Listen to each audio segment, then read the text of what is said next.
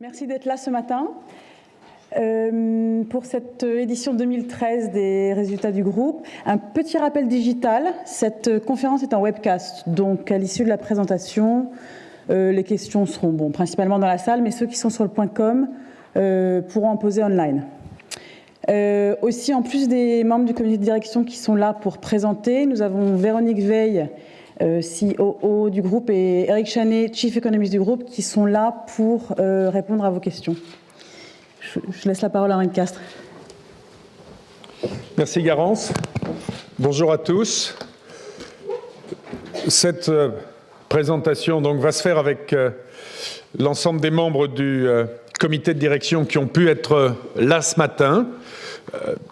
2013 a été une année de bons résultats. Comme vous le voyez, ces résultats montrent que la transformation du groupe que nous avons engagée avec ambition AXA porte ses fruits.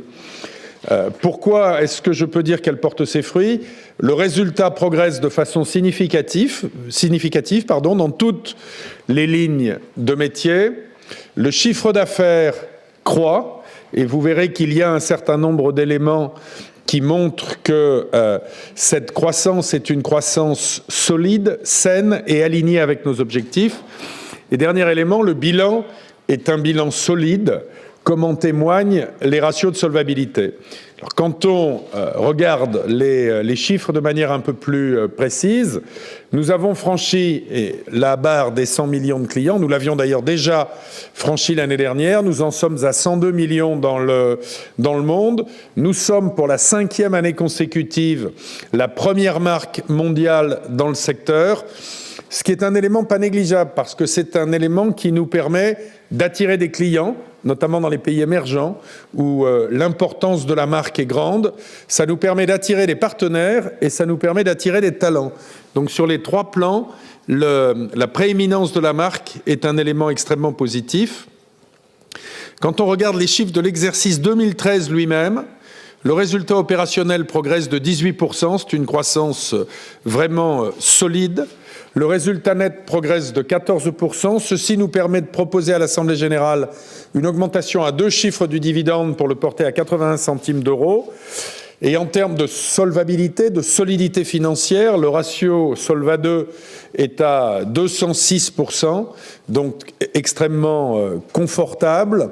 Et l'endettement, le ratio d'endettement du groupe est à 24%, c'est-à-dire d'ailleurs en dessous de l'objectif que nous nous étions fixé au début d'Ambition AXA, ce qui nous conduit aujourd'hui à nous fixer un objectif encore plus ambitieux qui est d'être dans la fenêtre 23-25% sur le moyen long terme.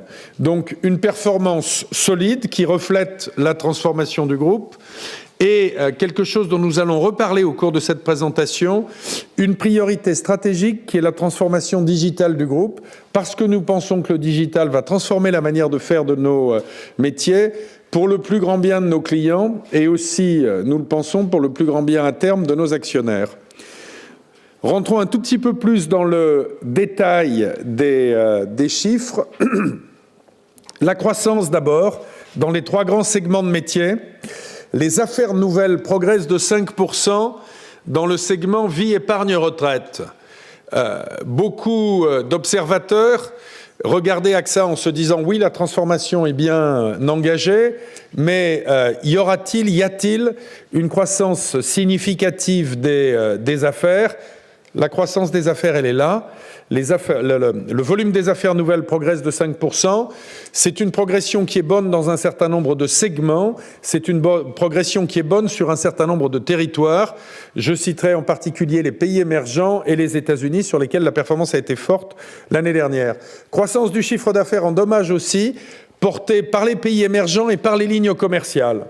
Donc deux segments sur lesquels les choses se passent bien. 3e segment, gestion d'actifs. Nous sommes revenus à une croissance positive en matière de flux net, portée par AXA Investment Managers qui a enregistré un très bon exercice 2013. À cette croissance des chiffres d'affaires s'ajoute une croissance du résultat. Je le disais tout à l'heure, 18% pour le résultat opérationnel, 20% pour le résultat courant, parce que le volume des plus-values que nous avons pu extraire de nos portefeuilles a été significatif et en hausse par rapport à l'exercice précédent.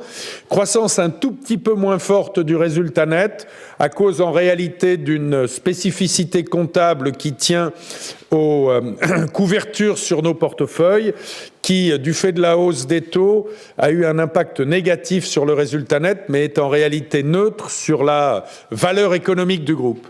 Donc, croissance des résultats à 2 chiffres, progression du chiffre d'affaires.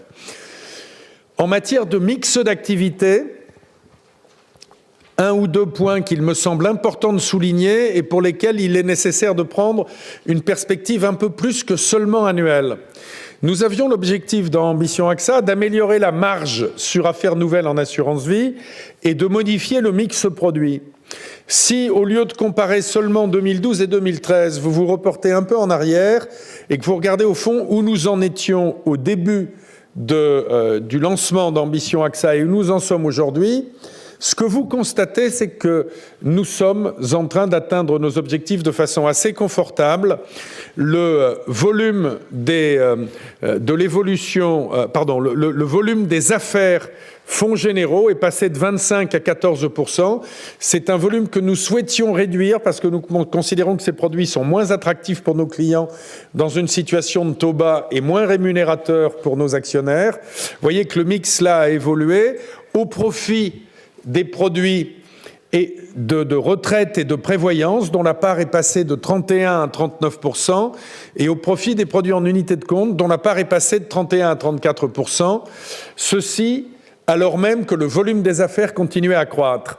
Et cette modification du mix produit est ce qui explique une évolution de la marge sur affaires nouvelles qui a augmenté en réalité de plus de moitié puisqu'elle est passée de 22 à 35%. Donc, croissance des affaires, modification du mix, augmentation des marges sur la partie vie, épargne, retraite du groupe. Sur la partie dommages, là aussi, croissance du chiffre d'affaires, avec également une légère évolution du mix, dans laquelle on voit que les assurances d'entreprise, petites, moyennes, grandes, occupent une part croissante. C'est un élément sur lequel nous pensons que nous avons un avantage compétitif différenciant. Il se manifeste par une augmentation du chiffre d'affaires un petit peu plus forte dans ce segment-là.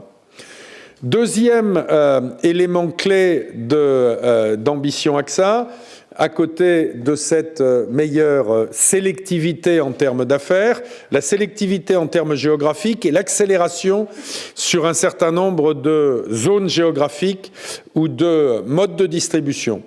Quand vous prenez une perspective un peu plus qu'annuelle, ce que vous constatez, c'est que nous avons géré notre portefeuille avec davantage d'efficacité dans ce qu'on appelle les pays mûrs, en pratiquant un certain nombre de désinvestissements, soit d'activités géographiques, soit de portefeuille, pour redéployer une partie des ressources que nous avons dégagées sur des pays émergents à croissance plus forte et souvent à marge plus élevée.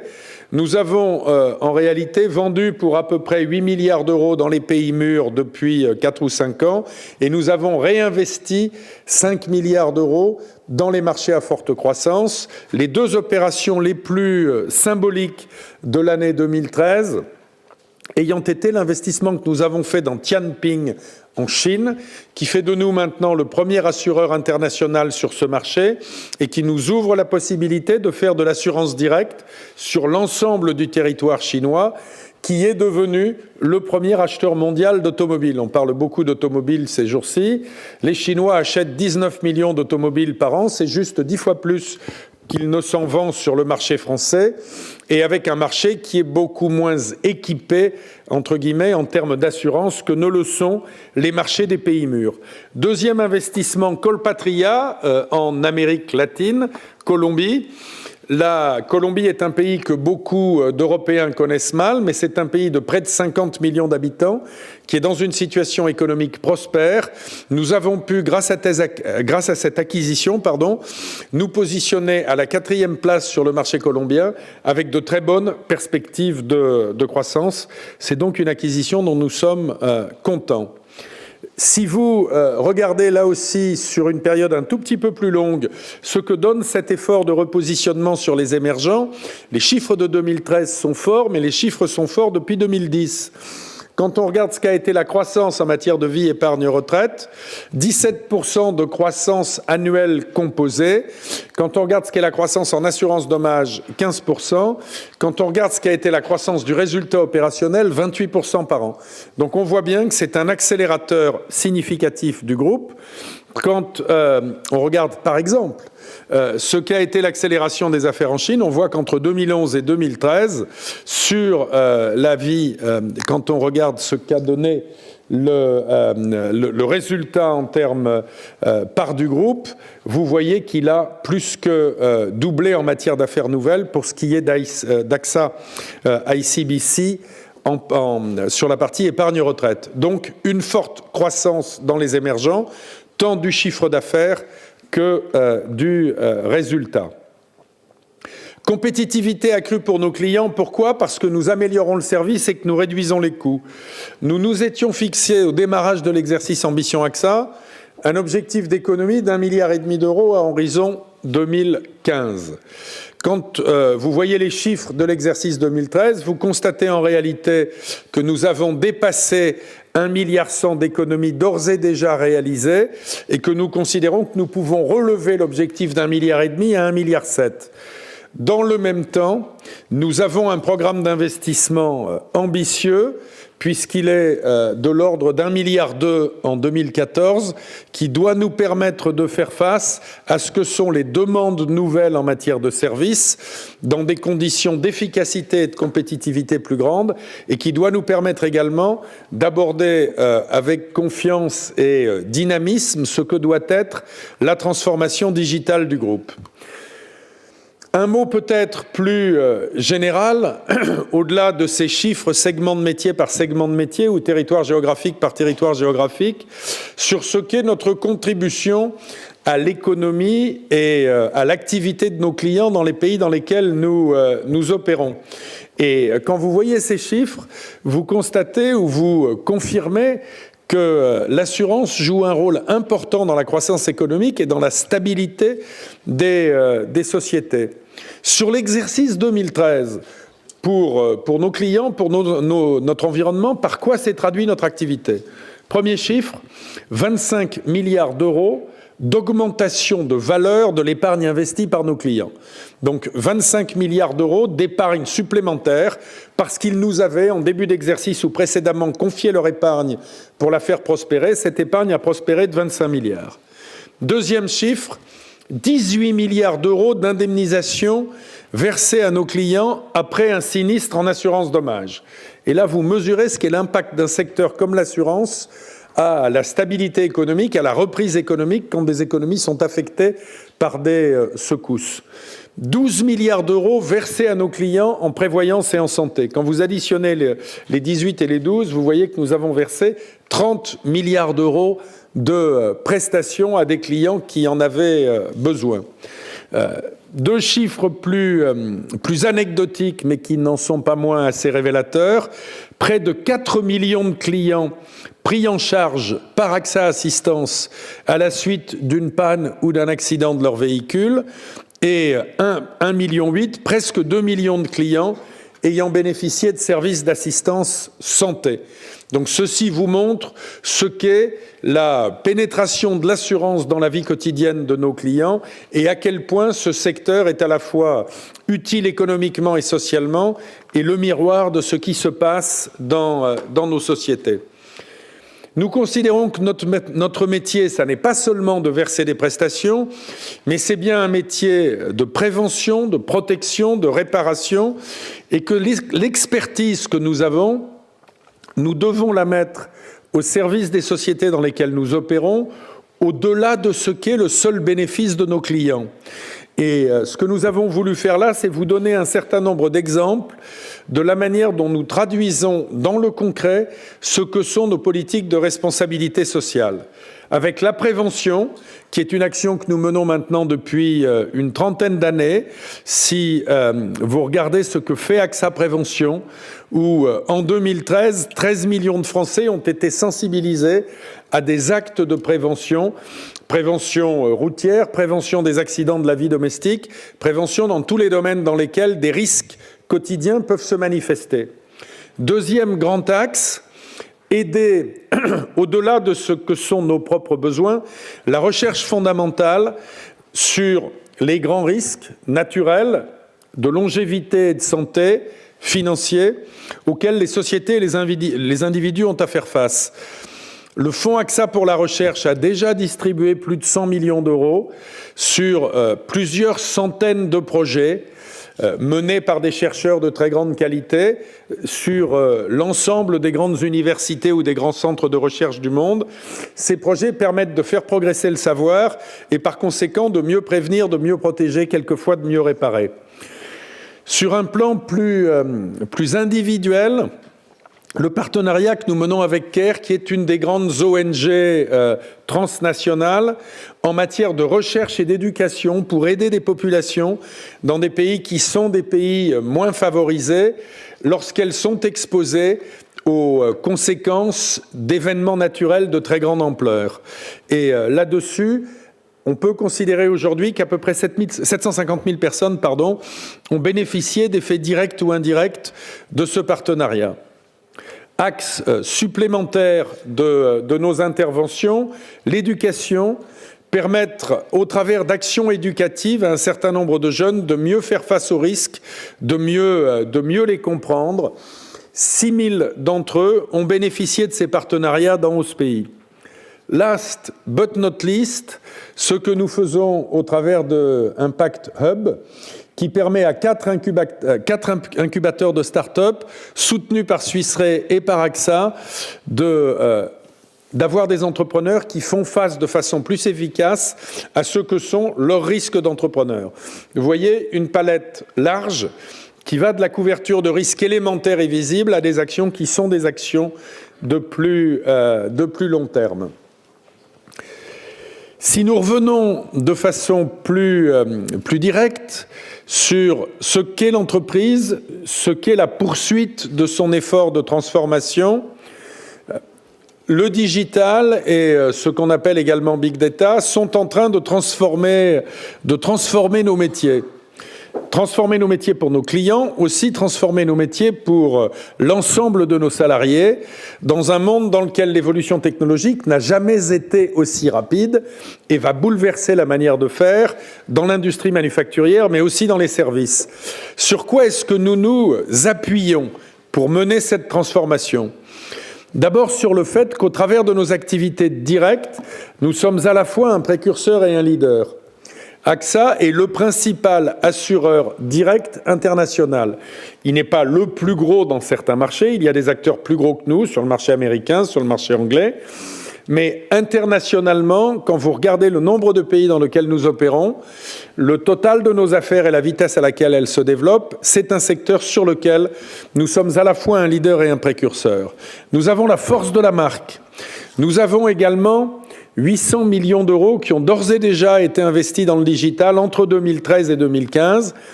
Et nous avons enfin un certain nombre d'efforts supplémentaires, ce que nous faisons avec l'AXA Lab, qui dans la Silicon Valley va être une espèce de tête chercheuse et doit nous permettre de comprendre, nous l'espérons un peu plus vite que d'autres, ce qui se passe et ce que sont les produits et les services nouveaux permettant de mieux répondre à ce que sont les attentes des clients et à ce que sont nos besoins en termes de fabrication de produits et de services.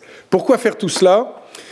Pour offrir de nouveaux services, pour remodeler notre offre en matière de prévention, en matière de gestion des sinistres, en matière d'utilisation de la télématique. Nous voyons cette évolution pas du tout comme une menace. Elle n'est une menace que pour ceux qui ne font rien. Elle est une formidable opportunité pour ceux qui essayent de comprendre comment il est possible de s'en servir. Ceci va nous permettre de donner à nos clients une plus grande accessibilité. Les clients maintenant modifient leurs attentes.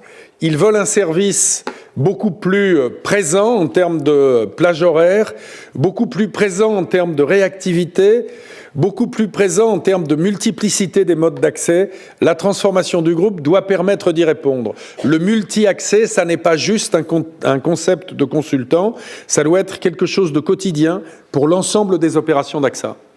Il faut évidemment que nous accompagnions les distributeurs dans cette transformation. Nos réseaux de distribution, et en particulier nos réseaux exclusifs, sont une des très grandes forces de ce groupe, par le professionnalisme de leurs acteurs, par leur engagement. Ils ont besoin eux-mêmes de se transformer, ils ont besoin de devenir multi-accès, ils ont besoin de fournir des services plus accessibles. Nous sommes là pour marcher en parallèle avec eux et les soutenir, les aider dans cette transformation. Dernier point, tout ceci ne se fera pas à la fois sans former mieux l'ensemble des collaborateurs qui sont déjà chez nous, mais ne se fera pas non plus sans attirer un certain nombre de talents nouveaux qui sont formés à ces technologies, qui ne sont plus des technologies du futur, qui sont des technologies d'aujourd'hui. Et nous devons pouvoir le faire, et je crois que nous y arrivons assez bien.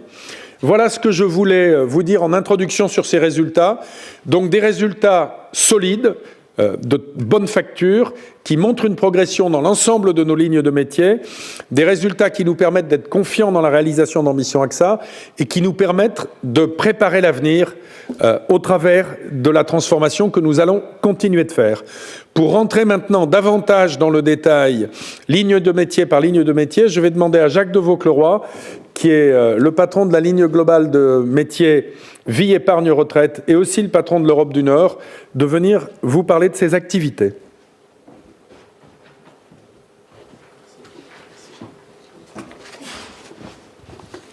Bonjour à tous. J'ai le plaisir en effet de vous donner quelques informations complémentaires sur nos activités de prévoyance, de santé, d'épargne et de retraite. Donc, comme vous le savez, nous sommes le premier assureur vie européen. Nous sommes aujourd'hui actifs en assurance vie dans plus de 30 pays. Un mix d'activités très équilibré au travers des différents segments dont je vais vous parler.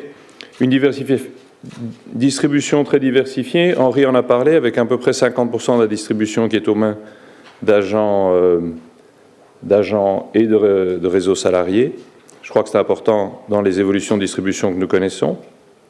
Vous l'avez vu aussi, l'épargne placée par nos clients dans nos produits d'assurance vie a augmenté de 25 milliards cette année-ci. Et en prévoyance et en santé, nous avons versé plus de 12 milliards d'euros de prestations. Et enfin, avec 6 milliards d'euros d'affaires nouvelles en 2013, nous avons connu incontestablement un beau développement de nos activités.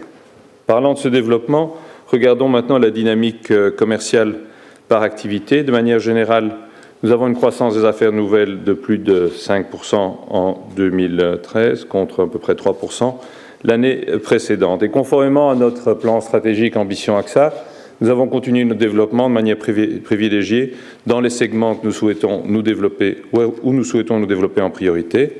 Je veux d'abord souligner les activités en prévoyance et en santé, qui représentent aujourd'hui à peu près 40% des affaires nouvelles.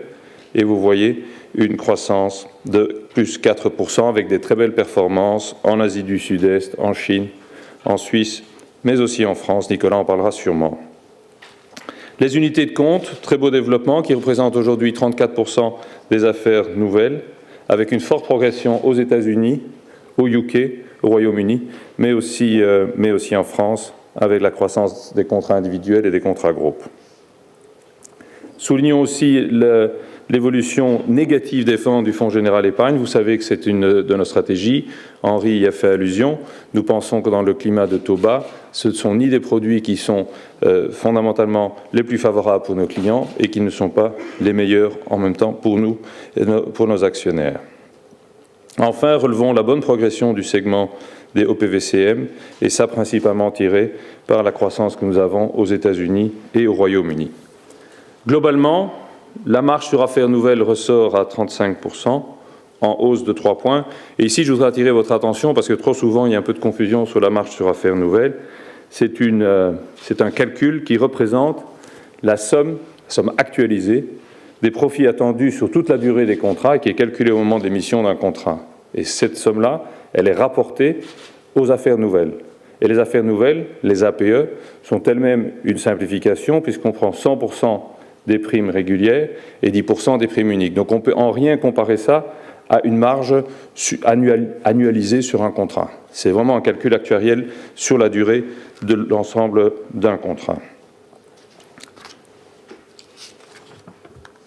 Dynamique commerciale par marché, vous voyez là aussi que, et Henri avait déjà fait allusion de manière générale, mais ça se vérifie aussi du côté vie, c'est que les marchés à forte croissance représentent aujourd'hui 17% des affaires nouvelles, ce qui veut dire donc que les marchés matures en représentent 83%. Les ventes dans les marchés matures progressent de 4% à 5,2 milliards. Ils progressent par contre à 11% dans les marchés matures, fortement tirés par l'Asie, où nous connaissons plus de 16% de croissance en 2013. Et donc, de manière générale, comme je l'ai déjà mentionné, les marges s'améliorent tant dans les marchés matures que dans les marchés à forte croissance. Le résultat opérationnel par activité avant impôt est en croissance de 13%, avec un montant total de près de 3,8 milliards. La répartition que vous voyez aussi sur le slide montre de manière très claire la part importante que prennent nos segments prioritaires, tant en prévoyance et santé qu'en unité de compte. Je souligne l'importance des unités de compte et qui démontre ici, je dirais, la belle progression, notamment des États-Unis. Lorsqu'on regarde enfin le résultat opérationnel après impôt, il est en progression de 12%, croissance soutenue dans l'ensemble des pays, mais remarquons la belle prestation des États-Unis qui aujourd'hui représente près de 20% du total, le Japon aussi, près de 16% du total. Croissance donc de 16%, de 16% dans les marchés de croissance et de 12% dans les marchés matures. Donc de manière générale, ceci est une belle année et nous en sommes satisfaits pour plusieurs raisons. La première raison, c'est le résultat global, on va le dire. La deuxième raison, c'est que, comme il a été démontré par Henri de Castres, nous voyons clairement que Ambition AXA commence à prendre forme. Nous voyons que nos segments prioritaires continuent à se développer. Nous voyons une belle croissance dans les marchés de croissance. Et nous voyons aussi, ce qui n'est pas l'objet de cette présentation, mais aussi une attention grande en sélectivité et en efficience dans tous nos marchés. Nous sommes donc confiants que les activités vie vont pouvoir continuer à contribuer à la réalisation des objectifs d'Ambition AXA. Merci pour votre attention et je cède la parole à Jean-Laurent Granier.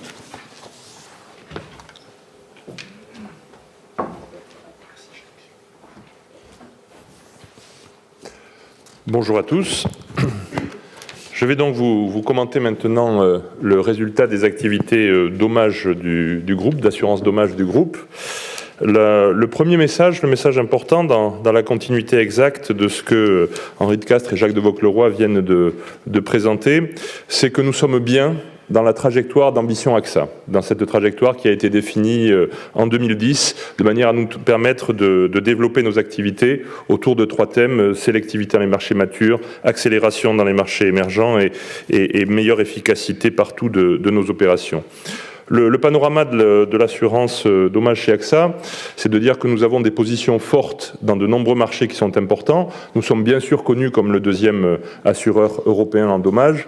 On sait moins que nous sommes devenus le premier assureur international, c'est-à-dire non local en Asie, et le troisième assureur en assurance directe en Europe. Le chiffre d'affaires, si l'on comprend l'ensemble des activités, non seulement ce que nous fournissons comme chiffre sur le segment dommages, mais l'ensemble de l'assurance internationale, qui comprend notamment les grands risques, atteint quasiment 32 milliards d'euros, 31 milliards 9. Et cette répartition d'activités est extrêmement équilibrée, puisque vous voyez que sur le périmètre le plus large que je viens de mentionner, c'est une activité qui se fait à 52% au bénéfice des clients particuliers ou des ménages et à 48% au bénéfice des entreprises petites, moyennes ou grandes. Le même équilibre se voit dans le domaine de la distribution, puisque nous sommes un peu moins de la moitié, nous distribuons via des courtiers d'assurance, et pour près de 40% via nos propres réseaux AXA, les réseaux d'agents AXA que nous avons de par le monde, le complément se ventilant entre le direct ou les partenariats que nous avons dans diverses géographies.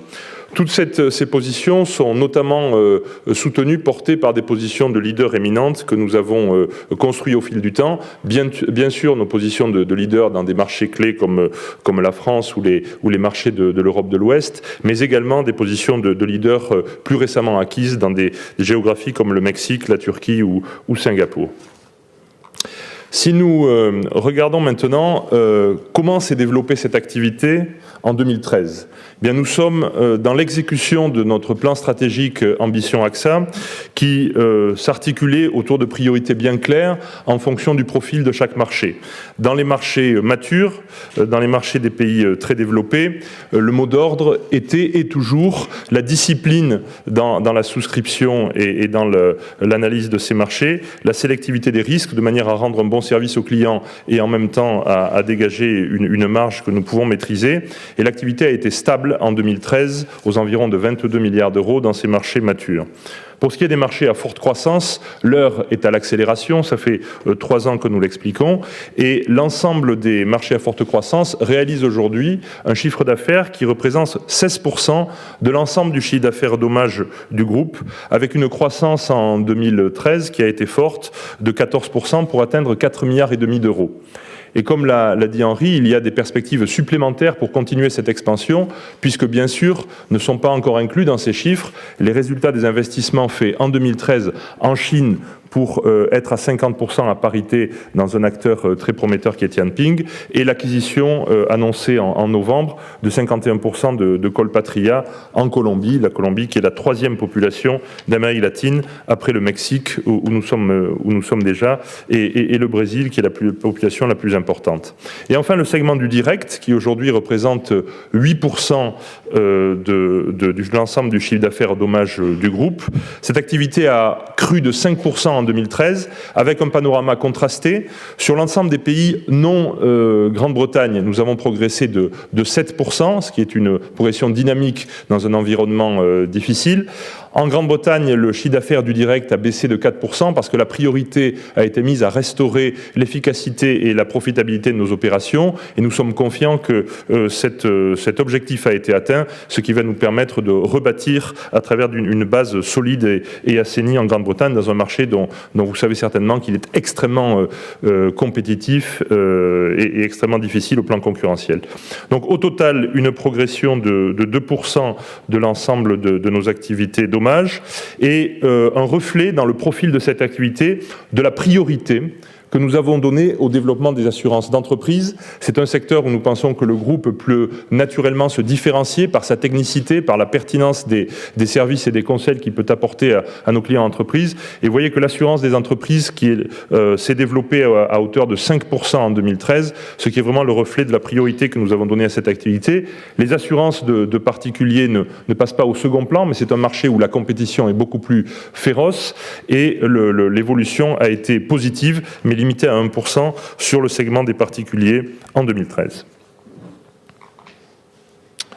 En termes maintenant de rentabilité de nos activités, je dirais que la stratégie choisie dans le cadre d'Ambition AXA porte ses fruits et nous le voyons par le fait qu'en 2013, nous avons franchi une étape de plus dans l'amélioration de nos indicateurs de rentabilité. Le ratio combiné courant, c'est-à-dire le ratio combiné lié aux résultats techniques de l'année en cours, de l'année 2013, a marqué une nouvelle amélioration forte, de plus d'un point, de 1,1 point, pour atteindre 97,8%. Ce résultat est d'autant plus notable qu'il prend en compte un impact des catastrophes naturelles qui a été du double en ordre de grandeur de celui qu'il avait été en 2012. En 2012, cet impact était de 0,4%, de 0,4 points sur l'ensemble du ratio. En 2013, il s'est monté à 0,8 points, et vous avez notamment entendu parler des tempêtes qui ont touché l'Europe du Nord, qui ont touché l'Allemagne en 2013. Donc, en dépit de cette augmentation du poids des catastrophes naturelles, nous avons continué la chronique d'amélioration de notre résultat, de notre ratio combiné de l'exercice courant. Une spécificité de l'assurance dommage, c'est que la rentabilité est également affectée par la gestion des réserves, des provisions que nous avons fait pour payer les sinistres des années antérieures, et que nous regardons chaque année ce qu'on appelle les boni ou malus, c'est-à-dire le résultat du développement de ces réserves et des sinistres et des paiements effectifs que nous sommes amenés à faire à nos assurés.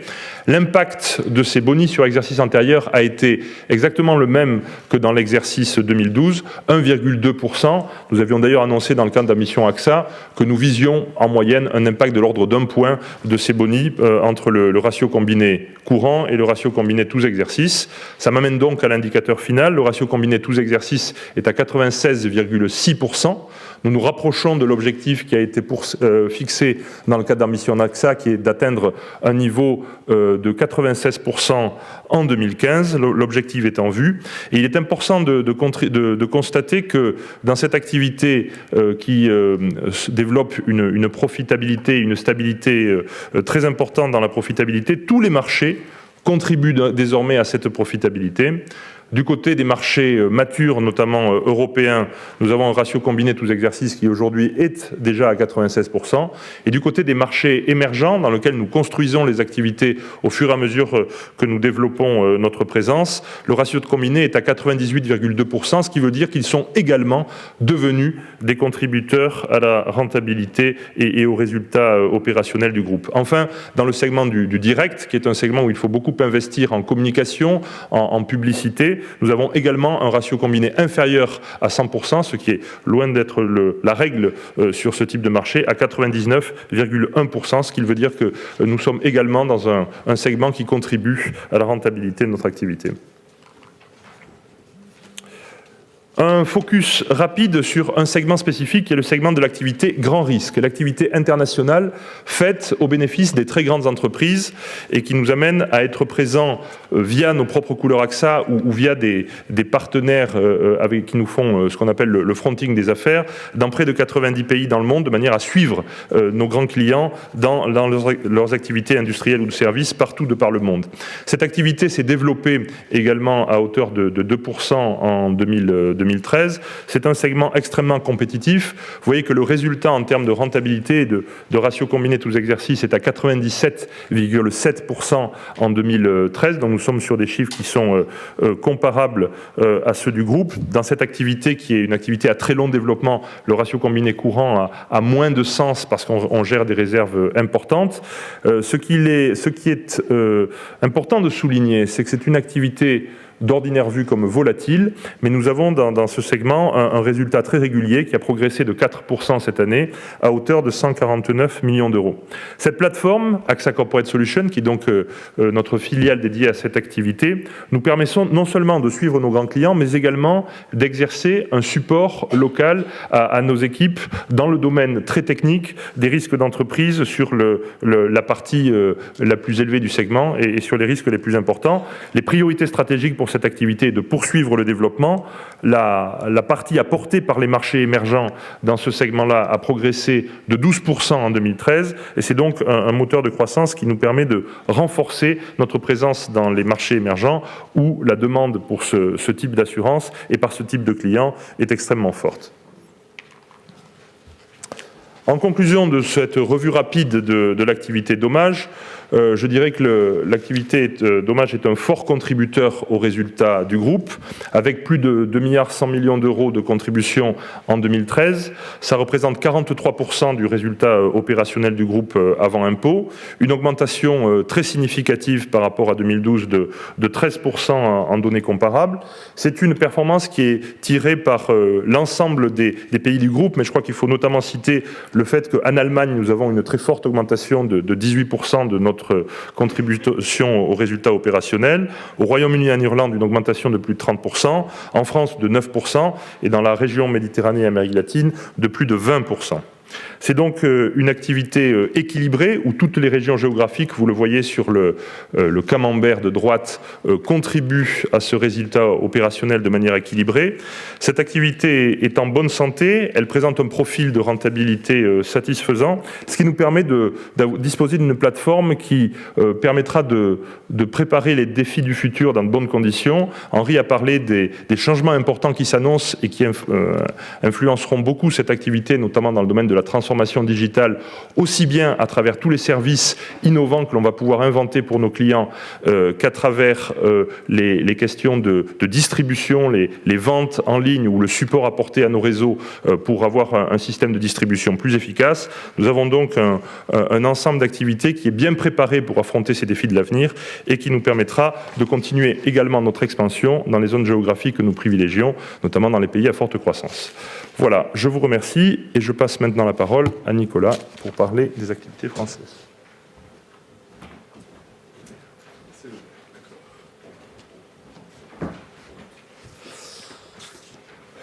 Bien, bonjour à toutes et à tous. Je vais vous faire donc un point sur la France. La France, cette année, ça a été 20 milliards d'euros de chiffre d'affaires, répartis entre 14 milliards en vie et 5 milliards 9 en dommages. On peut aussi regarder ça dans un sens différent, avec les particuliers et les professionnels pour 10,8 milliards, ou les entreprises 9,2 milliards. Vous voyez à droite la répartition de notre résultat. Un résultat cette année d'1,240 milliard, en croissance de 4% par rapport à l'année dernière, et une répartition assez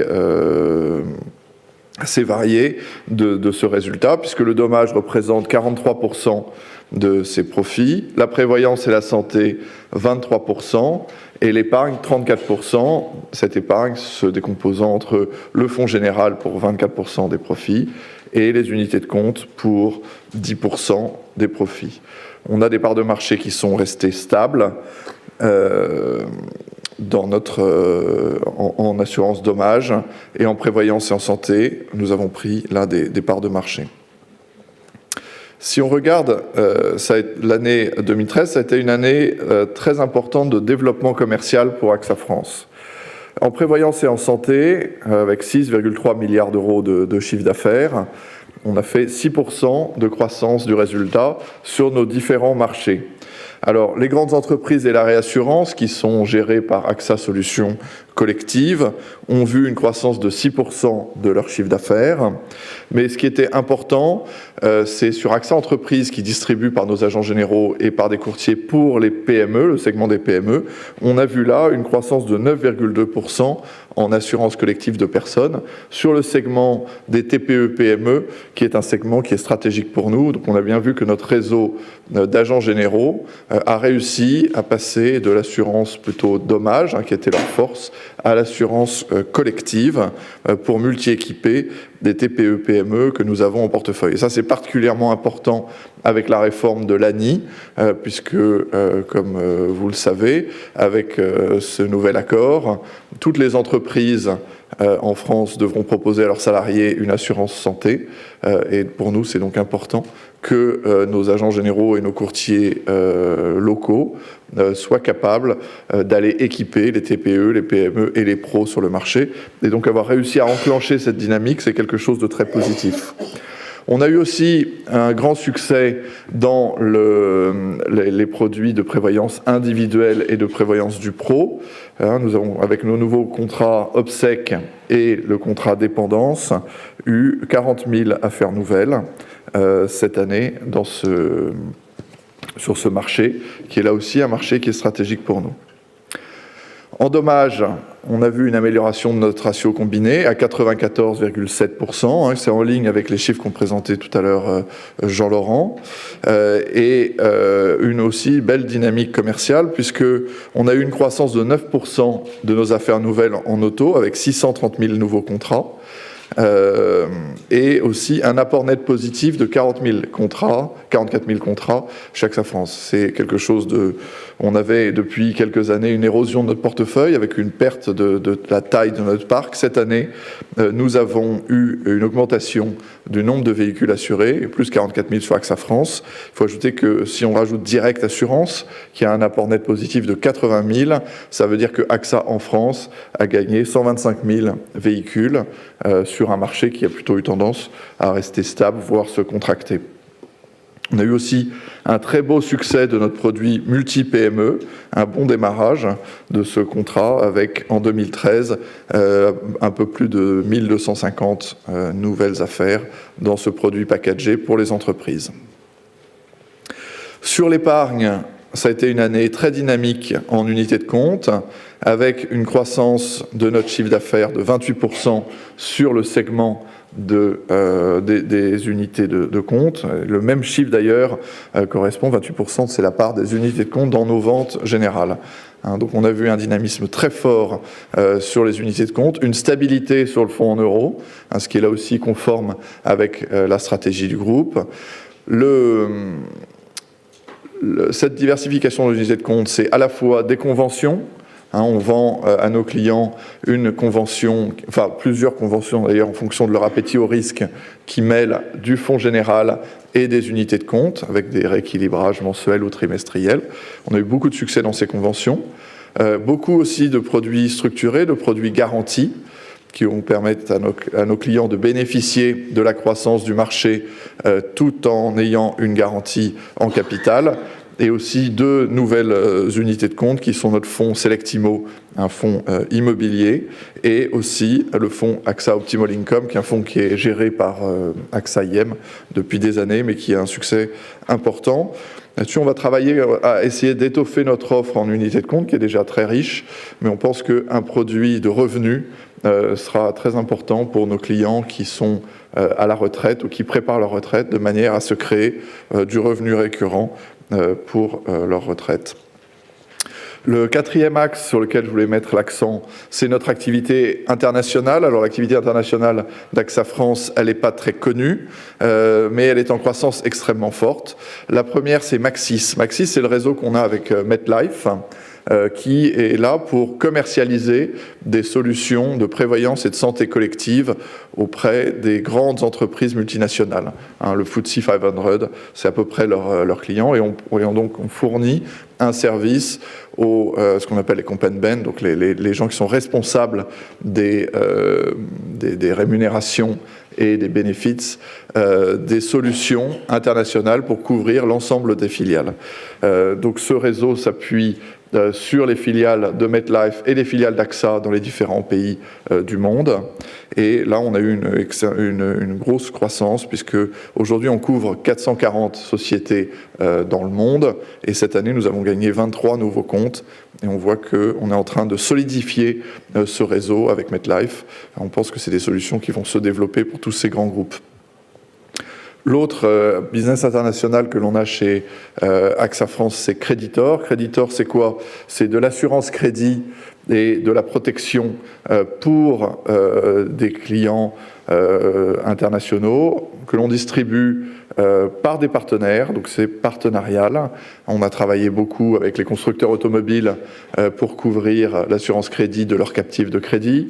On a gagné un très beau compte avec Peugeot, on accompagne Peugeot en Chine avec PICC pour faire à la fois l'assurance crédit de leur crédit pour acheter des automobiles et ce qu'on appelle le gap, c'est-à-dire l'assurance de valeur des automobiles après quelques années, les pannes mécaniques, donc un grand nombre de produits de prévoyance en partenariat, et on voit une croissance très très forte de ce secteur. Donc une croissance et une dynamique commerciale très forte pour AXA France cette année. Les tendances 2014 sont assez similaires.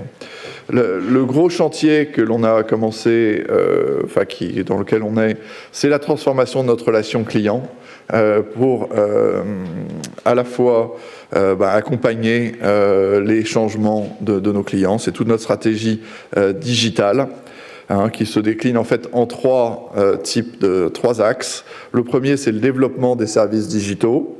Le deuxième, c'est augmenter le trafic client online et sur nos points de vente. Ça, c'est un aspect extrêmement important de notre stratégie. C'est que pour AXA France, qui a déjà Direct Assurance en France, c'est vraiment essayer de nourrir nos réseaux, leur donner accès à des clients auxquels ils n'auraient pas accès aujourd'hui. Et le troisième axe, c'est allier l'utilisation des informations qu'on peut avoir sur les clients et les nouvelles technologies pour personnaliser nos offres, optimiser les moments de contact et fidéliser nos clients. Donc si je reviens un peu sur ces trois axes, le meilleur fournisseur digital, c'est la mise en place de nouveaux services digitaux pour nos clients, que ce soit pour nos clients entreprises ou pour nos clients particuliers. Alors là, j'ai mis des exemples de clients entreprises. C'est la gestion de la flotte auto en ligne, c'est la gestion des arrêts de travail en ligne pour les entreprises, c'est la mise en place d'un service après-vente sur Twitter et sur Facebook, c'est la mise en place d'un chat en santé et en épargne pour nos clients. C'est Web Creditor qui est l'outil de gestion Creditor que l'on met à disposition de nos partenaires et pour l'assurance emprunteur et qui aujourd'hui permet de faire de la souscription médicale, enfin de la sélection médicale en ligne dans les agences. C'est aussi le lancement en 2014 d'une application Mon AXA et d'une application Smart Drive. C'est l'ensemble de ces éléments qui permettent de faciliter la relation avec nos clients. C'est un chantier et nos distributeurs. C'est un chantier qui est extrêmement important et que l'on continue à enrichir de manière continue. C'est une stratégie du groupe et on est là pour l'accompagner. Le deuxième axe, c'est de rendre notre distribution multi-accès, à la fois à travers nos offres et nos outils et nos pratiques commerciales. Donc cette année, on a lancé 3 grandes offres sur digital. La première, c'est Click & Go, qui est la souscription en ligne ou dans un réseau de l'assurance auto. C'est le e-travel, qui permet de souscrire de l'assurance voyage en ligne, ou et la IMRH pour les étudiants, qui permet sur un smartphone de souscrire son assurance habitation. On a notre plan de déploiement de l'ensemble de notre gamme de produits, et en 2014, on devrait déployer la e-santé et la IMRP, c'est-à-dire l'assurance dommage pour les pros ou pour les TPE, qui sera faite en ligne, avec l'objectif de renvoyer du trafic en agence, mais de capter des clients qu'on n'aurait pas captés. Ce qui est très intéressant dans Click & Go, qui est nos produits Internet auto, c'est qu'on a gagné 10% de nos clients à travers Click & Go cette année, et que quand on regarde le profil de ces clients, ce que nous disent les agences, c'est que c'est des clients qu'ils n'auraient pas eu autrement dans ces agences, ce qui veut dire qu'on arrive à augmenter notre pool de clients par rapport à ce qu'on pouvait avoir précédemment. L'autre axe sur le modèle de distribution, c'est de faciliter la pratique commerciale pour nos clients, pour nos agents et pour nos réseaux salariés. On avait déjà déployé l'année dernière des tablettes iPad pour nos salariés, donc on va continuer à donner sur ces tablettes de la souscription 100% en ligne pour les agents, des outils de conseil, des simulateurs. Donc on voit qu'on peut utiliser les nouvelles technologies pour faciliter la pratique commerciale et pour améliorer la productivité de nos agents, que ce soit des salariés ou des agents généraux d'ailleurs. On a aussi un effort de modernisation très important sur les agences sans papier. On a 400 agents qui sont engagés dans ce processus. Donc faciliter, fluidifier les pratiques, c'est des choses extrêmement importantes. Le troisième et dernier axe, c'est de faire du sur-mesure et de développer des approches affinitaires. Donc cette année, on s'est concentré sur les jeunes, avec le programme Switch en assurance et notre banque sur mobile qui s'appelle Soon, qui a été annoncé en 2013, lancé en janvier 2014. Ces programmes affinitaires sont extrêmement importants pour toucher des segments, par exemple les jeunes, sur lesquels on avait plutôt des pertes de parc. Les jeunes s'assuraient là où s'assuraient leurs parents et puis après changeaient. Là, ce que l'on voit, c'est qu'on est revenu en apport net positif en termes de clientèle jeune grâce à ces programmes. On va attaquer un programme pour les seniors en 2014. On a 3 millions de seniors en portefeuille. Les seniors, c'est un segment en croissance de 6% en France dans les prochaines années. C'est donc quasiment une croissance de pays émergents. On a tous les produits qu'il faut et nous allons construire un programme affinitaire qui va nous permettre d'accompagner les seniors à la fois dans leur départ à la retraite, la préparation de leur retraite et puis ensuite leur vie. Quand on regarde un peu en détail le segment des seniors, on voit que en fait c'est un super macro segment et qu'à l'intérieur des seniors se cachent plein de phases de vie, plein de types de besoins. Et donc là-dessus, on a tout ce qu'il faut en produit. Maintenant, on va arriver à packager notre offre pour arriver à en faire quelque chose. J'ai parlé tout à l'heure de l'ANI, qui va être quelque chose d'assez important. On a lancé notre offre Adaptalia First, qui est notre réponse à cet accord, qui est un produit santé collective qui sera commercialisé par nos agents généraux ou par les courtiers avec lesquels on est en relation d'affaires. C'est un produit qui comprend un socle qui sera basé sur les besoins de la branche et des compléments en fonction des besoins et des volontés de nos clients. Donc voilà le focus sur la France, une année extrêmement dynamique et positive. Denis, est-ce que tu veux nous parler de gestion d'actifs ?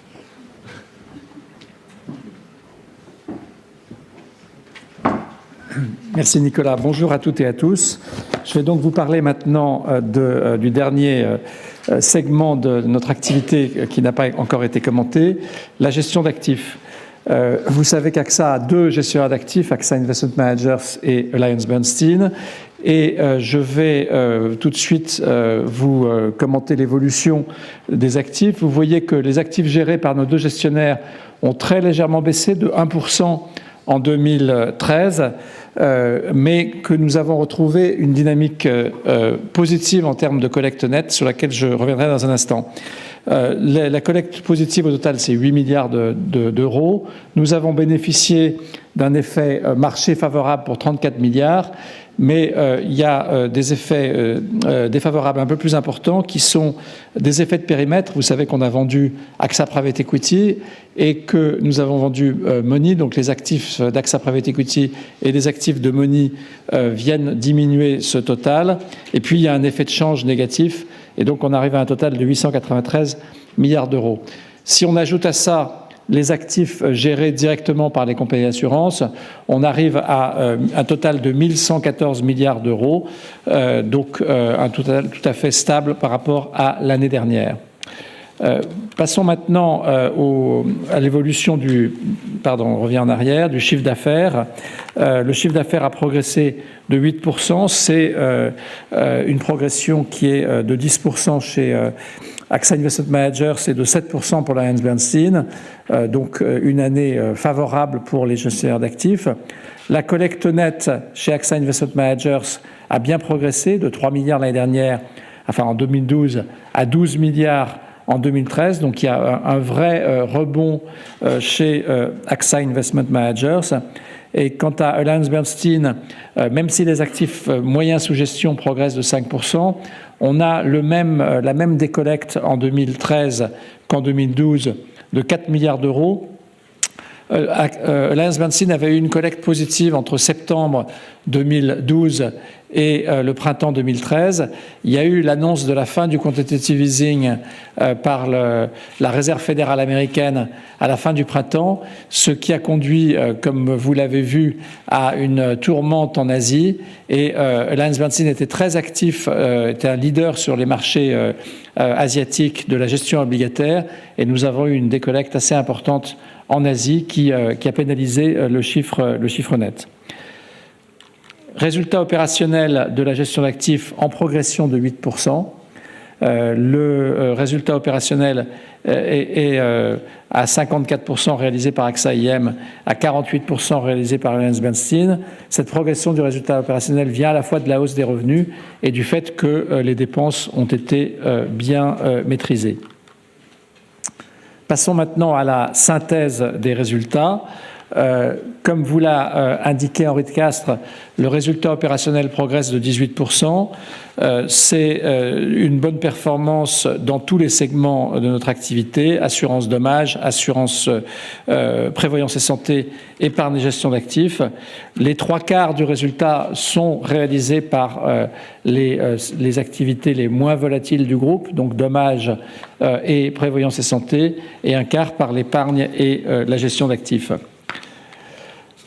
Le résultat courant qui consiste à ajouter au résultat opérationnel les plus-values réalisées progresse de 20% à 5,162 milliards d'euros. C'est sur cette base que l'on calcule le dividende. Ce résultat courant bénéficie d'un niveau un peu plus élevé que d'habitude de plus-value, puisque nous avons réalisé une plus-value d'un peu plus de 190 millions d'euros sur la cession d'une partie de nos titres BNP, puisqu'en fin d'année, nous avions ramené notre pourcentage de détention dans BNP Paribas à 1,4%.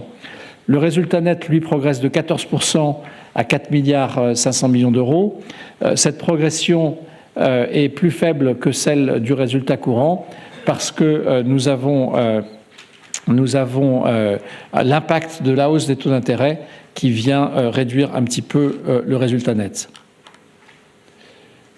Le dividende qui est lié donc au résultat courant, puisqu'on on indiqué que le taux, on essaie de distribuer entre 40 et 50%, on s'est engagé à distribuer entre 40% et 50% de notre résultat courant. On a fixé cette année le dividende à 40% du résultat courant, donc ça fait un dividende de 81 centimes par action qui progresse de 13% par rapport à l'année dernière. Le groupe a les moyens de payer ce dividende puisque nous avons des cash flows opérationnels qui s'élèvent à 5,2 milliards d'euros en progression de 500 millions par rapport à l'année dernière. Quelques mots maintenant sur la solidité financière et le bilan. La solidité financière du groupe a continué de se renforcer. Nos fonds propres s'élèvent à 52,9 milliards d'euros, quasiment stables. Ils subissent un petit effet négatif lié à la baisse des plus-values latentes obligataires, qui est compensé, quasiment compensé par le résultat net de cette année. Notre solvabilité dans le régime qui s'applique encore jusqu'à fin 2015, solvabilité 1, reste très solide à 221%. Elle est là aussi légèrement affectée par la baisse des plus-values latentes obligataires. Notre solvabilité économique, qui préfigure solvabilité 2, le régime qui s'applique à partir de 2016, est en progression de 7 points à 206%. Cette solvabilité économique mesure mieux, comme son nom l'indique, la vraie force du groupe, puisque la hausse des taux d'intérêt, en réalité, est bonne pour un groupe d'assurance comme AXA, et donc c'est bien reflété dans le ratio de solvabilité économique. Notre ratio d'endettement, lui, passe de 26 à 24%. Comme l'avait rappelé en début de présentation Henri Decastre, on est donc en dessous des 25% qu'on s'était fixé comme objectif pour 2015, et donc on s'est fixé un nouvel objectif qui est de maintenir ce ratio entre 23 et 25% pour l'avenir.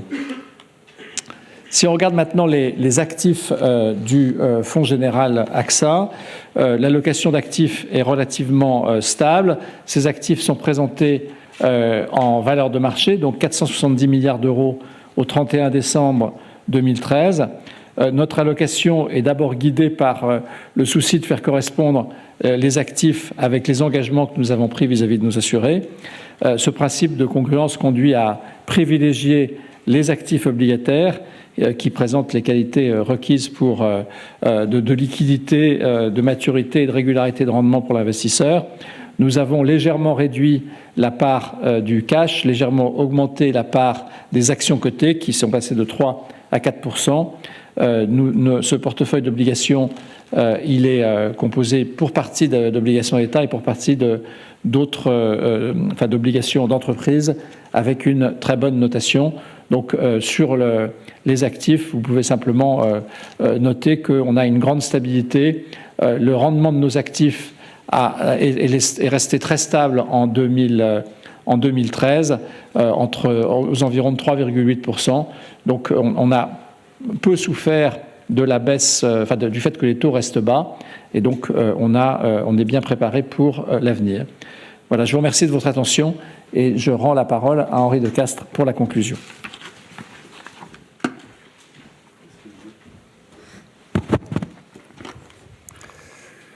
Beaucoup de choses ont déjà été évoquées depuis le début de cette réunion, donc la conclusion n'a pas besoin d'être longue. Un mot de rappel simplement, Les résultats de 2013 sont des résultats de très bonne facture, solides. Ils nous permettent, d'abord, ils montrent que la réalisation des objectifs d'ambition AXA, dont le terme est en 2015, est très bien engagée. Et ils nous permettent de regarder l'avenir avec une très grande sérénité, même si les efforts de transformation que nous avons à accomplir sont des efforts importants. Mais appuyés sur des résultats très solides, nous pouvons continuer le programme de transformation du groupe, notamment dans toute sa partie digitale, et nous sommes confiants. Voilà ce que nous voulions vous dire aujourd'hui au travers de ces présentations. Et je vais maintenant laisser la place aux questions. Qui veut poser la première? Oui, on va vous apporter des micros. Bonjour messieurs, Sylvie Guilloni pour la GFI Hebdo. J'ai 3 thèmes si vous voulez bien aborder. L'Amérique latine, vous êtes présent au Mexique, en Colombie, a priori si j'ai bien compris pas au Brésil. Est-ce que vous pouvez vous permettre de ne pas y être? Est-ce qu'il y a encore des occasions à saisir? Et quel budget vous pourriez y consacrer? Deuxième question, ça porte sur les nouveaux talents, donc les embauches que vous souhaitez faire dans un domaine qui est bien particulier. Mais est-ce que plus globalement, vous pouvez nous parler de l'évolution de vos effectifs, donc en net, et faire un petit focus sur la France, puisque, et c'est du coup le 3e thème, vous parlez des économies dont vous relevez l'objectif.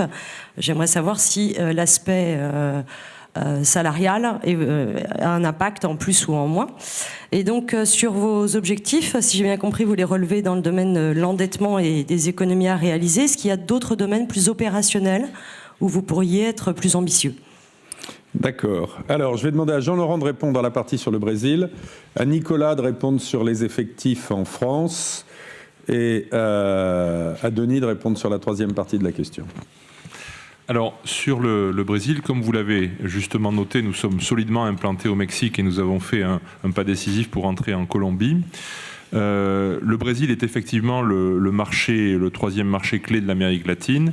Nous avons pris en 2013 la décision de rentrer sur ce marché sous nos propres couleurs, c'est-à-dire de créer une activité AXA sur ce marché à partir de ce qu'on appelle un greenfield, donc en envoyant une équipe de pionniers sur place. C'était d'ailleurs présent dans les slides sur les nouveaux marchés qu'a présenté Henri. Notre objectif, c'est de développer une activité dans le segment des risques d'entreprise, qui est un segment où nous pouvons amener une technicité, une valeur ajoutée au marché. Et donc, nous allons commencer à collecter des primes et à faire de la souscription probablement avant la fin du 1er semestre de cette année. Nous avons déjà une équipe d'experts, de spécialistes d'une 15aine de personnes qui est sur place. Et nous avons demandé 2 licences parce que la réglementation brésilienne est particulière. Elle nécessite de laisser au moins 50% de ces opérations en réassurance sur le marché brésilien. Et donc, nous avons demandé à la fois une licence d'assurance dommage pour les risques d'entreprise et une licence de réassurance. Et nous allons opérer à partir d'une équipe locale et à partir du soutien d'AXA Corporate Solutions, dont nous créons une plateforme locale pour traiter l'ensemble du continent sud-américain. Donc nous avons également un mouvement qui est prévu au Brésil. Vous avez complété votre question en disant combien comptez-vous investir. Aujourd'hui, nos éléments de business plan font que sur les 3 ou 4 premières années, nous investirons probablement de l'ordre de 100 millions d'euros dans ce pays pour développer cette plateforme spécifique sur les commercial lines, ce qui nous donne une vision et qui nous permettra d'avoir une présence sur ce marché que nous développerons pour la rendre significative et pour avoir une part de marché qui soit substantielle dans le segment des risques d'entreprise d'ici 5 ou 10 ans. Nicolas? Oui, alors sur les embauches en France, on a en 2013 embauché, AXA France a embauché 3850 personnes. Alors tout type de contrat confondu, c'est-à-dire CDI, CDD, alternants et stagiaires. AXA en France, c'est pratiquement 5500 personnes en 2013 et on va être à peu près sur la même tendance en 2014. Sachant qu'on a aussi sur AXA France un grand nombre de départs à la retraite et que en permanent, en administratif, on remplace environ 1 personne sur 2 de ces personnes qui partent à la retraite. Ce qui amène, pour passer sur votre question sur la masse salariale, notre masse salariale en 2012 était de 814 millions d'euros pour le personnel administratif. Et on sera en retrait, en 2013, on a été en retrait de 25 à 30 millions d'euros. Est-ce que j'ai répondu à votre question? Denis. Donc, votre dernière question portait sur les investissements, si j'ai bien compris. On a effectivement des programmes d'investissement importants qui ont été évoqués tout à l'heure par Henri Decastre. En 2014, on a un programme total d'investissement d'1,2 milliard. Et dans ce programme, les investissements dans le digital sont en progression. Voilà. Question suivante. Oui.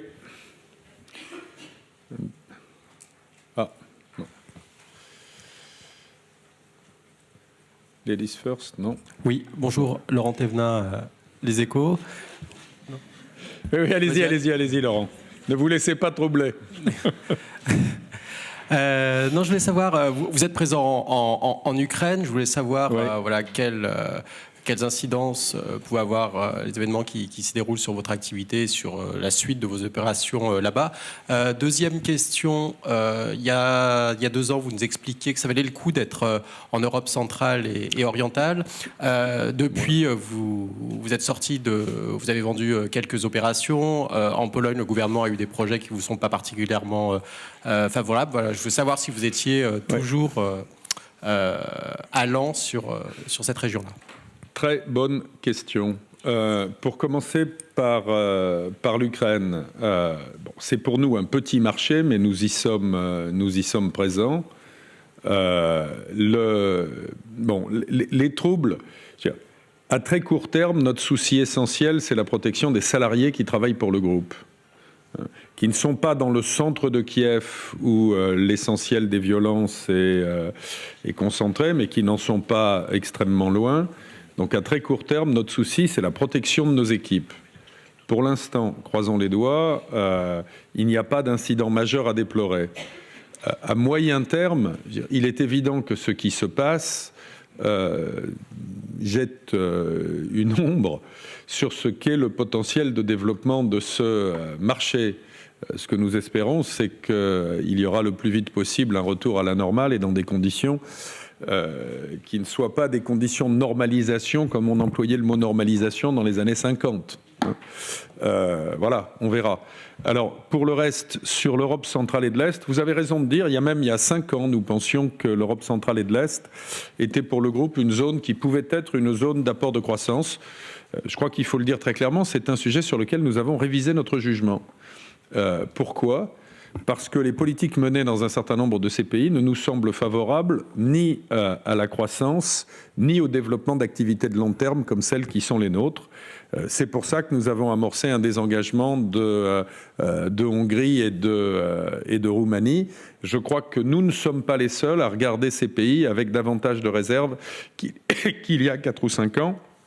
Il faut mettre ça dans ce qu'est, je dirais, le paysage de développement du groupe dans des marchés nouveaux ou potentiellement à croissance forte. Tous les paris que l'on prend ou tous les investissements que l'on fait ne peuvent pas tous toujours réussir. Quand nous regardions les pays émergents, il y a 4 zones qui nous intéressaient. Il y avait effectivement l'Europe centrale et de l'Est, il y avait le bassin méditerranéen, l'Amérique latine et l'Asie.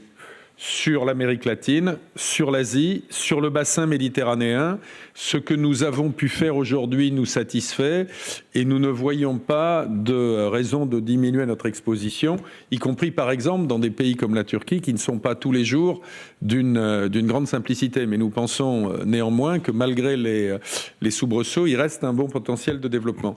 Je crois que quand on investit dans des marchés émergents, la contrepartie de l'espérance de croissance plus forte, c'est une volatilité plus forte et des risques plus élevés.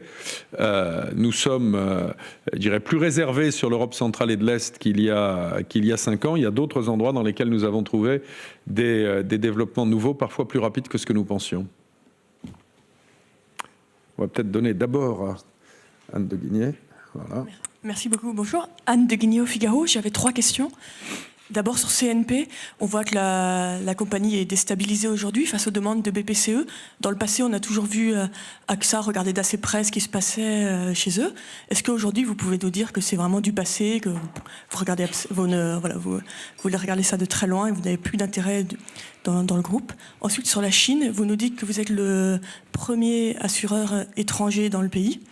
Mais depuis 2 ans, la part des assureurs étrangers non chinois a diminué en Chine. Est-ce que vous avez des assurances sur le fait que le pays va se réouvrir et que votre pari sera concluant? Et enfin, sur l'exploitation de données, je vous entendais, Monsieur Duverne, ce matin à la radio, l'évoquer rapidement donc c'est chez BFM. Est-ce que vous parlez aussi de l'exploitation des données santé qui sont protégées jusqu'ici en France? Est-ce que vous pensez que ça peut évoluer ou est-ce que vous pouvez nous en dire un peu plus sur ce domaine? D'accord. Sur les 3 questions, je vous laisse la responsabilité de vos mots sur la situation de la CNP. Bon, la CNP est une société avant tout française qui discute de ses accords de distribution avec ses partenaires. Notre priorité ou nos priorités ne sont pas celles-là. Soyons franchement clairs. Vous avez vu, la priorité, c'est la transformation du groupe, c'est la poursuite de son développement et de la réussite de son développement sur les modes de distribution nouveaux, le renouvellement de son offre et l'accroissement de son emprise dans un certain nombre de territoires émergents. Sur la Chine, depuis 10 ans, la part des assureurs étrangers en Chine recule, la nôtre ne cesse d'augmenter. L'accord avec ICBC, on pourra vous donner, si vous le voulez, plus de détails, de chiffres que ceux que nous avons mis dans notre présentation, mais nous montre que nous sommes en train de continuer à gagner des parts de marché. D'ailleurs, si on regarde tous assureurs confondus, y compris les Chinois, on est aux alentours de la 10e place au total. Et nous avons bon espoir que tout ceci continue. Je vous rappelle qu'ICBC est la première banque chinoise avec une part de marché telle dans la banque de détail que l'on peut espérer progresser encore très sensiblement en matière d'assurance vie. Et quant à Tianping, qui est l'assureur dommage que nous venons d'acheter, on en est au tout début. Mais c'est une société qui a une licence pour opérer en assurance directe sur l'ensemble du territoire. Et là aussi, ce que nous en attendons, c'est une progression potentielle forte du chiffre d'affaires. 19 millions d'automobiles nouvelles dans un marché dans lequel, pour une très large part, il s'agit de premier équipement et pas de remplacement. C'est un potentiel gigantesque, surtout quand on part d'une taille qui est une taille assez modeste. Donc moi, je suis confiant sur le développement à long terme. Ensuite, est-ce que quand on est dans un marché comme le marché chinois, la vie est facile tous les matins? Non. Il faut apprendre à gérer les relations avec les partenaires, il faut apprendre à gérer les relations avec les régulateurs et les autorités, mais c'est le cas de tous ceux qui évoluent sur ces marchés. Sur l'exploitation des données que vous mentionnez, tu veux répondre puisque c'est toi qui étais sur BFM ce matin. Je vais d'abord dire un mot de plus sur la Chine pour dire que notre joint venture avec ICBC, nous avons mis 18 mois avant d'avoir les autorisations réglementaires. Sur notre joint venture avec Tianping, qui était une opération extrêmement compliquée puisqu'il s'agissait de fusionner une société chinoise avec une société étrangère, puisque nous avions déjà une petite opération en Chine. Nous avons fait tout ça en 9 mois. C'est ce qu'on appelle la courbe d'apprentissage. C'est la première fusion entre une société chinoise et une société étrangère qui a été autorisée par les autorités chinoises. Et nous sommes en tout cas optimistes sur le fait que cette opération est vue d'un bon œil par les autorités locales. Sur la question des données, je crois qu'il faut resituer les choses. Notre métier, c'est la protection. Donc, dans le domaine des données comme ailleurs, nous allons chercher à protéger nos clients. Ce que je disais ce matin sur BFM, c'était simplement qu'on va profiter de il y a beaucoup de données qui sont disponibles pour ne pas redemander aux clients les informations qui sont déjà dans le domaine public. Mais au contraire, je pense que nos clients peuvent compter sur nous pour assurer la meilleure protection de leurs données et garder leur confidentialité. Nous avons passé un accord cadre avec la CNIL et nous avons été le premier à le faire en matière de protection des données, et c'est un sujet qui est extrêmement haut sur notre agenda parce que ce sujet de la protection des données est un sujet majeur. D'ailleurs, vous savez qu'en France, nous offrons une police d'assurance qui s'appelle Protection familiale intégrale, dans laquelle on protège nos assurés contre le vol d'identité. En matière d'assurance entreprise, AXA Corporate Solutions et AXA France offre maintenant des polices d'assurance contre la cybercriminalité. On protège nos assurés contre le cyberrisque. Donc ce sujet de la protection des données est un sujet très important pour nous, pour l'avenir. Question suivante. Merci.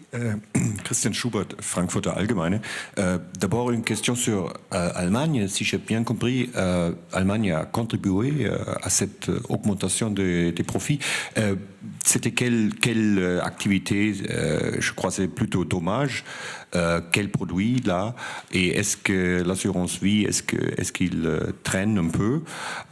Et une autre question en général sur la réaction des marchés aujourd'hui. Je crois que vous avez déçu un peu les marchés, si j'ai bien compris.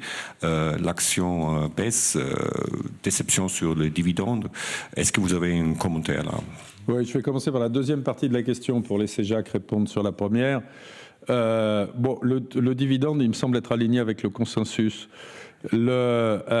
Déception, moi ce que je constate, c'est que le cours a monté l'année dernière, dividende inclus de 59% si mes chiffres sont exacts, c'est-à-dire très sensiblement plus que ce qu'a fait le secteur, sensiblement plus aussi que certains de nos grands concurrents. Par conséquent, bon, il y a toujours des ajustements au moment des résultats.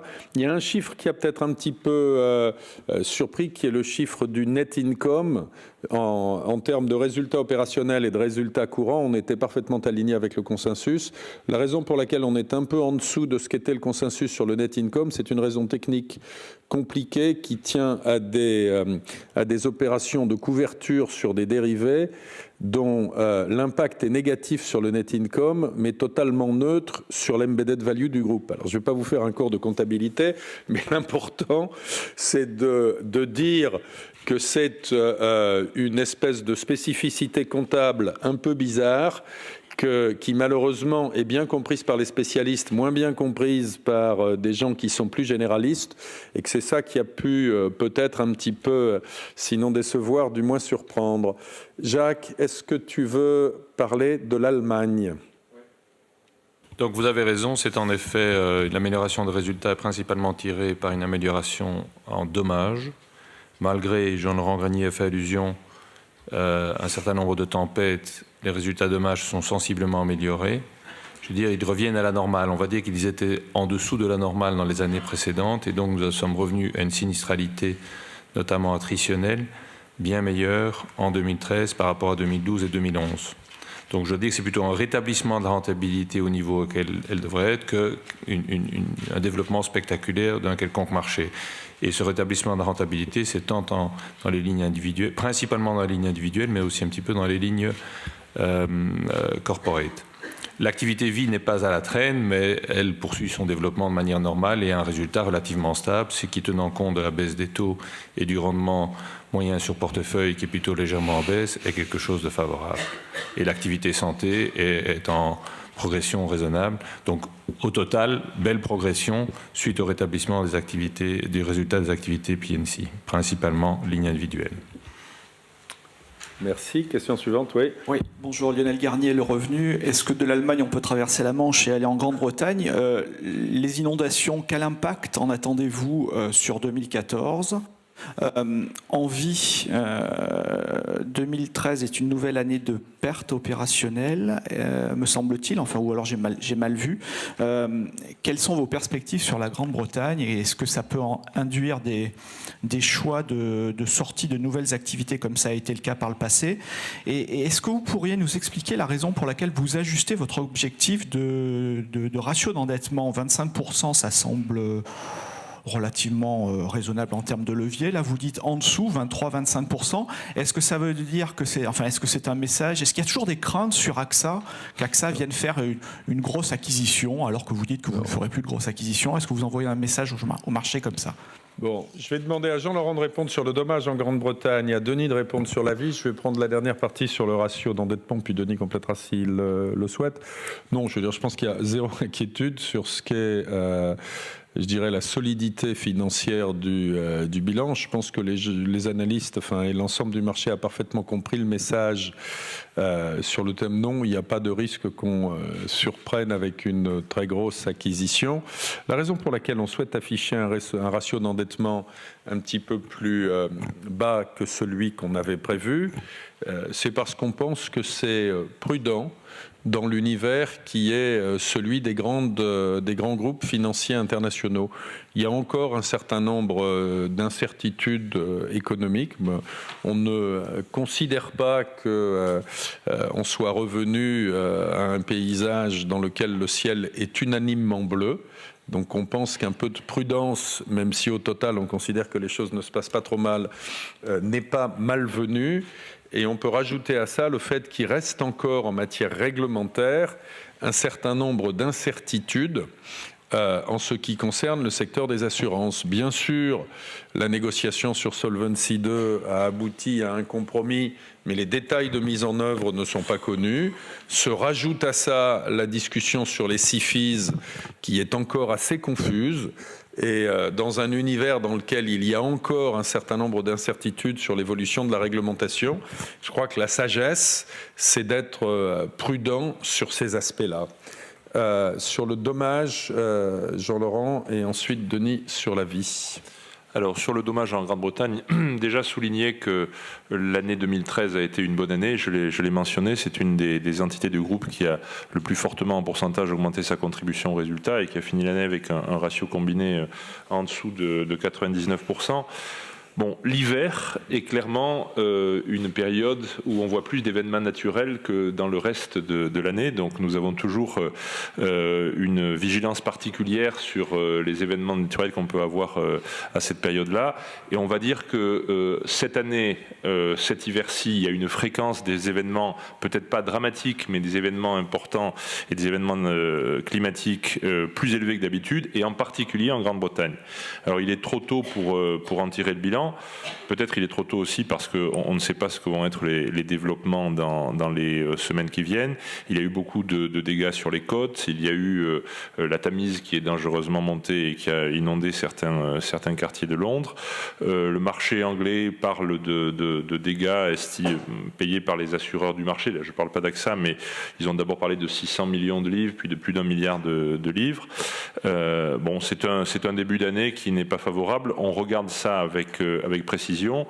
On a néanmoins une politique de souscription qui prend en compte ce genre de risques et de paramètres. Et donc, on a réalisé en 2013 certains désengagements de certains secteurs où on pensait que le prix payé, puisque c'est un marché compétitif, n'était pas à la hauteur du risque assumé. Et donc, nous avons des indicateurs de pilotage et de suivi très précis de tout ça. Voilà, l'année 2014, il reste plus de 10 mois à courir. Et l'avantage d'un assureur global comme nous en matière de catastrophes naturelles et climatiques, c'est la diversification. On le met souvent en avant comme étant le meilleur stabilisateur de nos résultats, mais c'est particulièrement vrai dans ce domaine climatique. Mais à ce stade, ce n'est pas pour nous un événement majeur. C'est quelque chose de significatif dont on observe le développement, mais ce n'est pas un événement majeur.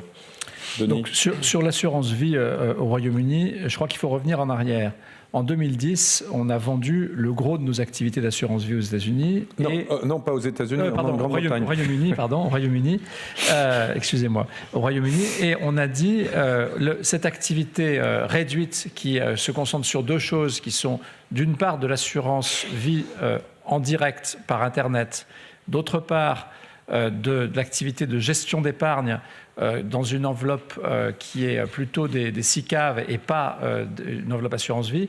Cette activité est maintenant très petite, il faut qu'on la redéveloppe et elle sera à son point mort en 2014 ou 2015.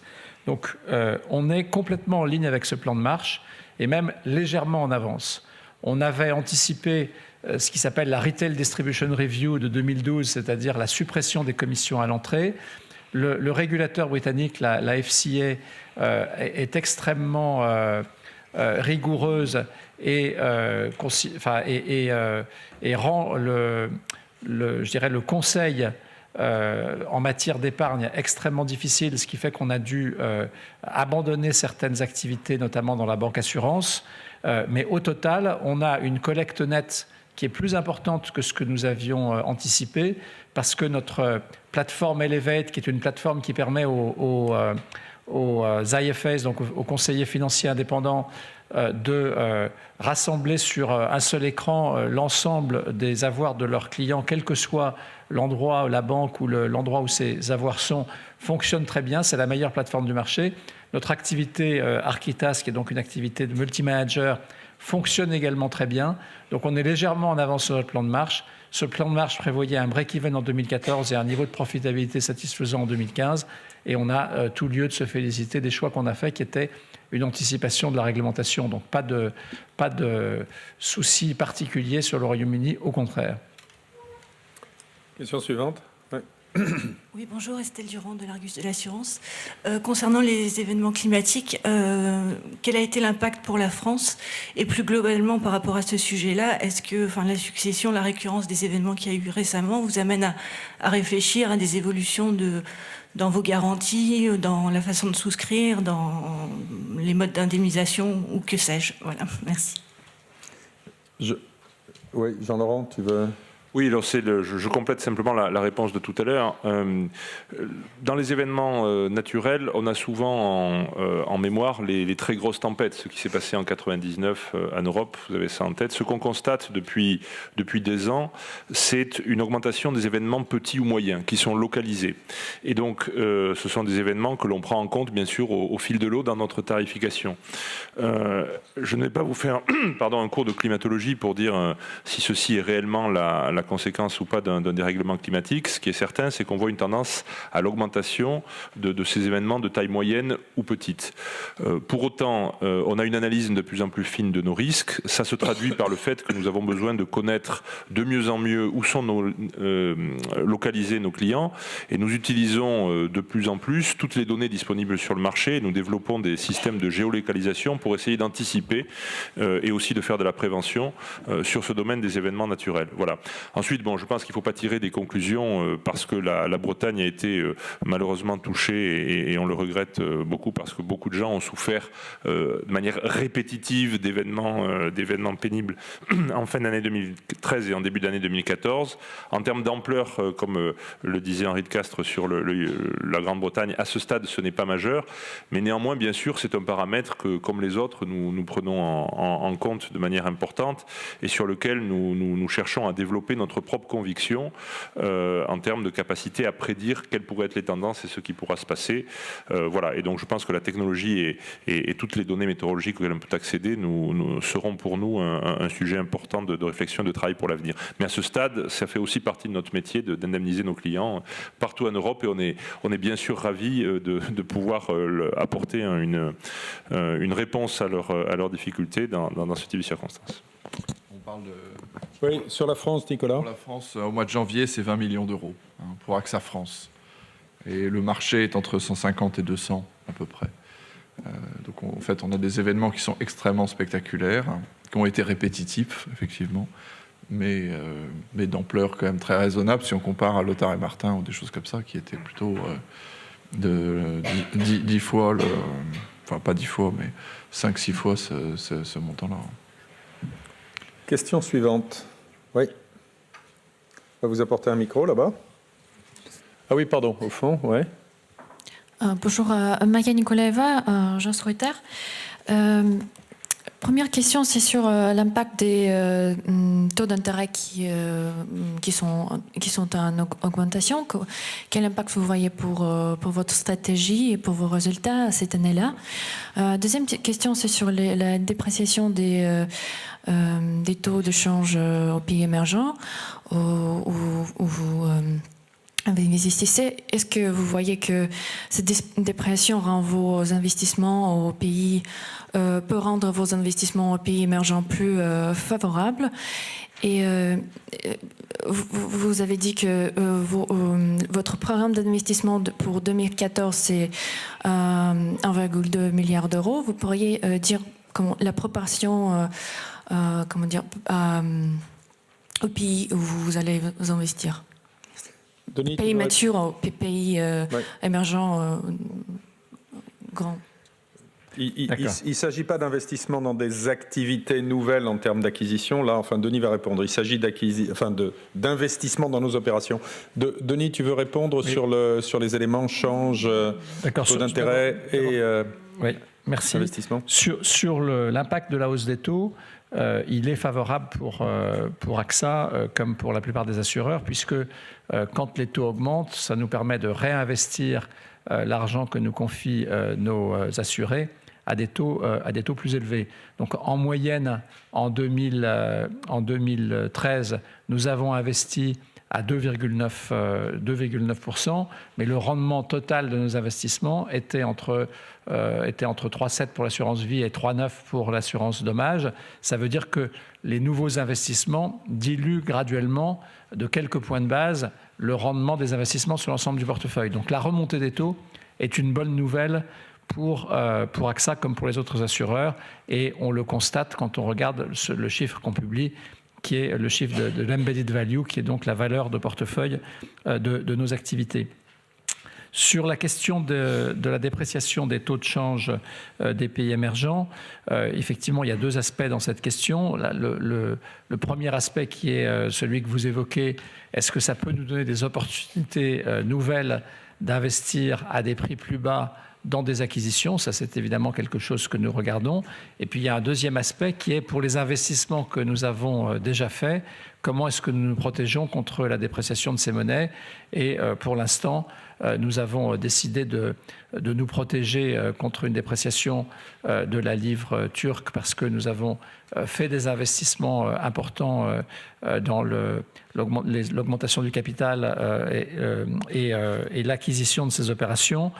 Nous avons aussi décidé de nous protéger contre la dépréciation du rouble, mais pour la plupart des autres monnaies, nous ne nous protégeons pas, parce que nous avons fait ces investissements sous forme de démarrage d'opérations à partir de rien, si je peux dire, et donc nous n'avons pas dans notre bilan de montants importants dans ces différentes monnaies.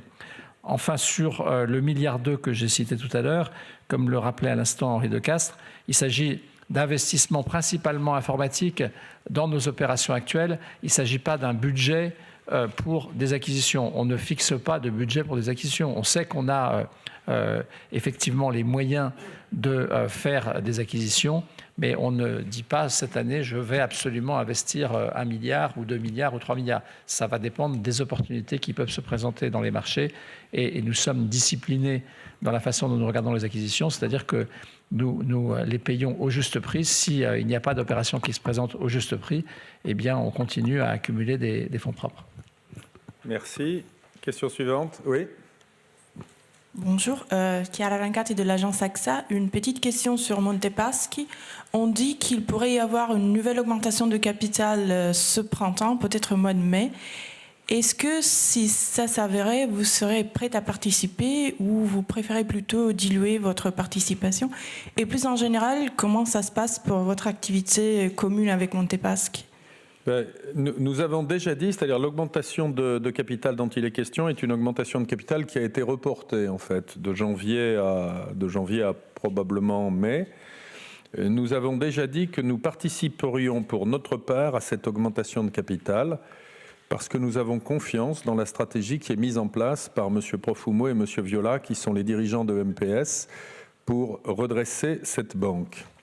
Notre activité dans les filiales communes que nous avons avec Monte Paschi, en assurance vie et en assurance dommage, se déroule bien. Nous en sommes satisfaits. Fabio Benedetti, agence Bloomberg. Juste pour revenir sur la question des investissements dans vos opérations et les acquisitions, dans un arbitrage entre les deux, c'est que vous avez été dans une démarche d'acquisition importante dans les pays émergents depuis 3 ou 4 ans. En ce moment, vous investissez pour l'intégration de Tianping, pour le partenariat aussi avec ICBC. Donc, est-ce qu'on peut malgré tout envisager que là, c'est une année où vous êtes peut-être plus discipliné qu'auparavant dans les acquisitions, et vous privilégiez plutôt les investissements d'intégration de ce que vous êtes en train de mettre dans votre escarcelle en fait, comme nouvelles offres, que ce soit en Colombie, en Chine? Merci. Quand vous dites que nous serions plus disciplinés, ça veut dire en fait, quand on lit en creux, que nous aurions été indisciplinés ou peu disciplinés. Je crois que ce n'est pas le cas. Et je crois que Denis a très parfaitement décrit ce que nous voulions faire. Il n'y a pas de budget d'acquisition au début d'une année. Une des caractéristiques d'AXA depuis 40 ans, c'est d'être pragmatique. Mais en même temps, d'avoir des axes de développement très clairs et d'être très discipliné dans la réalisation de ces plans. Nous avons dit que nous voulions augmenter notre présence dans les marchés émergents. Nous avons dit parallèlement que nous voulions accélérer la transformation digitale du groupe. Pour ce qui est de la présence dans les marchés émergents, elle s'est très sensiblement accrue dans les 4 ou 5 dernières années. Nous avons à peu près ce que nous souhaitions. S'il se présente une opportunité ici ou là qui est un bon complément à ce que nous avons, il n'y aurait pas de raison de la refuser, mais en même temps, nous sommes disciplinés. Il faudra que ce soit une véritable opportunité. Mais il n'y a rien de changé. Voilà. Il n'y a rien de spectaculaire et il n'y a rien de changé.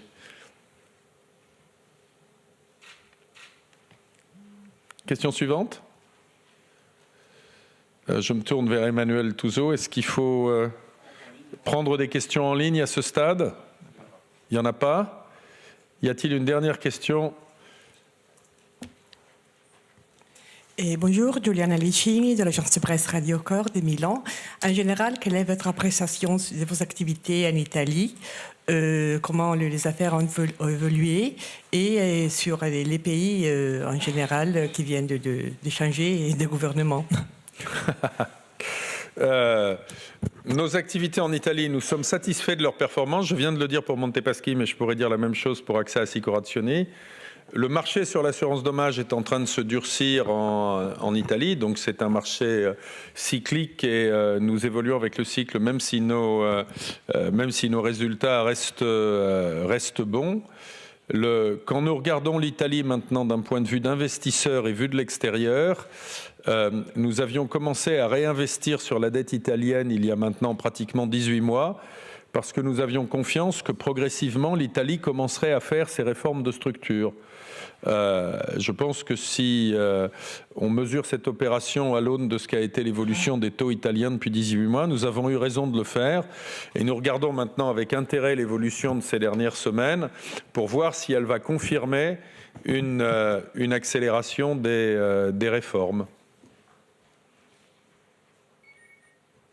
Plus de questions? Écoutez, je vous remercie beaucoup et je vous souhaite une très bonne journée.